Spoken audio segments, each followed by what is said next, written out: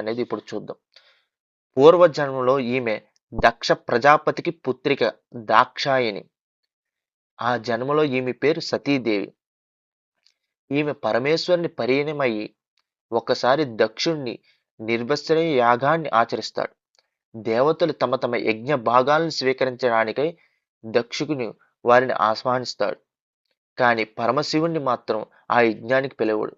తన తండ్రి ఒక మహాయజ్ఞాన్ని సంకల్పించిన విషయం సతీదేవికి తెలుస్తుంది. కారణం ఏమో గాని దక్షుడు మనకై కీనుబానినాడు. ఈ యాగాన్ని వీక్షించుటకై సతీదేవి మనసు ఉబలాడుతుంది. అప్పుడు ఆమె పరమేశ్వరుని తన కోరికను తెలియజేస్తుంది.